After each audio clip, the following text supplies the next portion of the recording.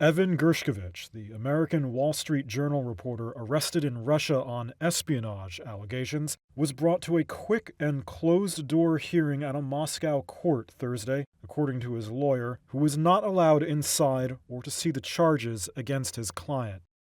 Russia's FSB security service says it arrested Gershkovich on suspicion of spying for the American government, which a state-owned news agency reports he has pled not guilty to. The detention is the most serious public move against a foreign journalist in Russia since the beginning of the Ukraine war. Here's his lawyer, Daniil Berman. They held a quick hearing. I don't know how long it lasted. 3 minutes? 15 minutes? I don't know. And that's it.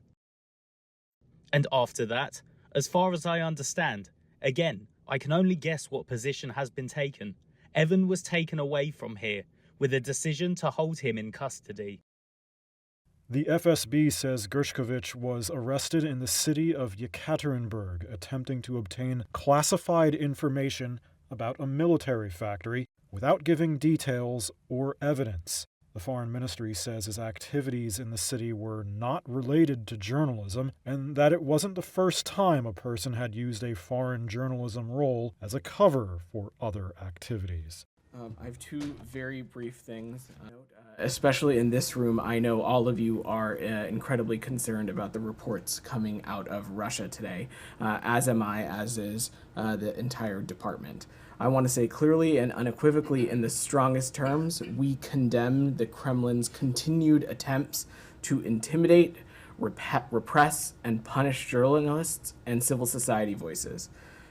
Unfortunately, we have seen how the Russian government's escalating repression affects journalists as well as civil society activists and the broader Russian community.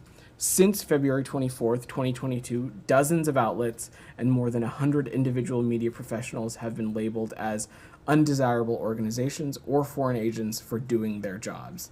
That the United States should not use this as, in their view, a pretext to do anything to Russian media. Due to privacy considerations, I am limited at what I can share, but here are some updates I can offer.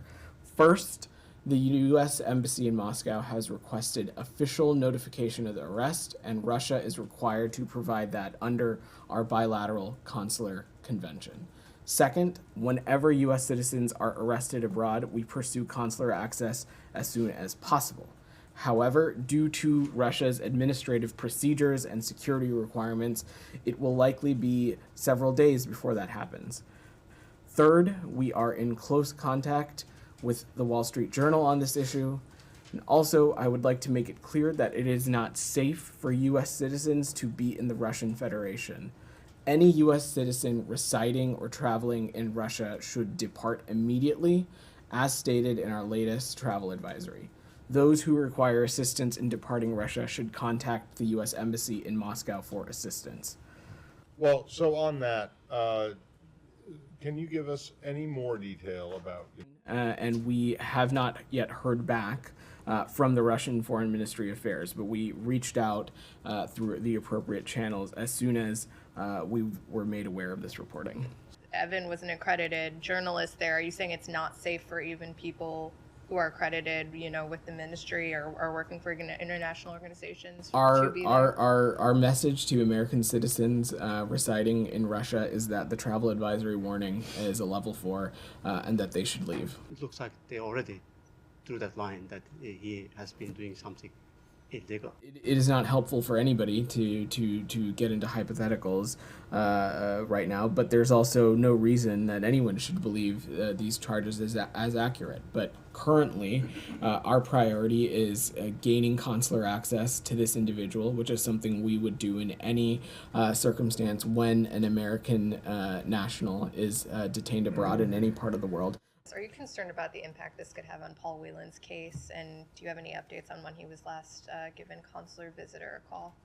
So I think it's really important, Jenny, that we not make comparisons among these cases. The U.S. government continues to engage with the Russian Federation through the established channel to bring Paul Whelan home. His release continues to be an absolute priority, and we have and will continue to engage the Russian government on his case. Consular officers last visited Paul in person at the end of January, and we'll be speaking to him by phone today. Written statement, the Wall Street Journal said it vehemently denies the allegations from the FSB, seeks his immediate release, and that the paper stands in solidarity with Evan and his family. Russia's tightened its censorship laws during the Ukraine invasion, including prison sentences for people deemed to have discredited its military. It's also broadened what it defines as a state secret. All independent Russian news outlets have effectively been outlawed in that time span, although it continues to allow some foreign reporters to operate. There are few foreign journalists left. In February, the U.S. State Department issued a travel warning for Russia, telling Americans not to go there or else they may risk arbitrary arrest, and urging Americans currently in the country to leave immediately. Good afternoon, everybody. Good afternoon. Last night, senior White House officials spoke directly with Mr. Gershkovich's employer, the Wall Street Journal. The State Department has also been in touch with the Wall Street Journal and his family on this matter. This espionage charges are ridiculous. The targeting of American citizens by Russian government is unacceptable. We condemn the detention of Mr. Gershkovich in the strongest terms. So look, we don't have any specific indication that journalists would be targeted. As we know, this is incredibly sadly common for Russia to detain Americans, and that's why we've been very clear about Americans not going to Russia. It is not safe, and we have been very clear. There's no reason to believe that those charges are accurate. The espionage are accurate. I don't want to speak beyond that. And certainly we will have more information when we get it. There are privacy concerns, so we just want to be very mindful on how we speak about this. So look, detaining Americans, as my colleague said, my NSC colleague said, is a tactic Russia has used for a long time. It is nothing new. When you think about Paul Whelan, you think about Trevor Reed, they were taken prior to the prior administration, under the prior administration. Thank you. Ivan and I met 2 weeks ago. He contacted me and asked me to comment towards Prigozhin in Yekaterinburg. According to him, this was the main goal of his research. We met. I invited him to my office at the institute. We talked. I introduced him to some people whom he also interviewed. We walked around the city. I gave him a quick tour of the city. Then Ivan and his photographer flew back to Moscow. And literally on Tuesday, the day before yesterday, he wrote to me, "Can we meet on Thursday?" I answered, "Of course." That's it. At 1 a.m. this morning, I had just fallen asleep when the phone rang. I looked, it was British number. I picked up the phone. The person calling introduced himself as Ivan's colleague Thomas, said that they had lost Ivan, that he had not been in contact for 9 hours already. He asked me to do something to help. I thought Ivan was really nice as a person. I was worried as a human being for him, and this morning I created a fuss in the city media about the search for Ivan. And then the security forces admitted that they had detained him. He was here to research humanitarian things. At least when he spoke with me, he said that he wanted to talk to the residents of Tagil to ask people what had changed since the special military operation. We did not discuss state security or defense issues with him. It's not my area. I deal with completely different things. I'm a political strategist. I'm not a subject of state secrets. I have nothing to fear. I'm very upset about Ivan's detention. I don't know what it's connected with. We talked a lot. We spent 2 days together. We talked about lots of things. Ivan liked Russia, likes Russia. His ancestors come from Russia. His father is from Moscow. His mother is from Odessa. They immigrated from the USSR in 1979 to the United States. Ivan is definitely not an enemy of Russia.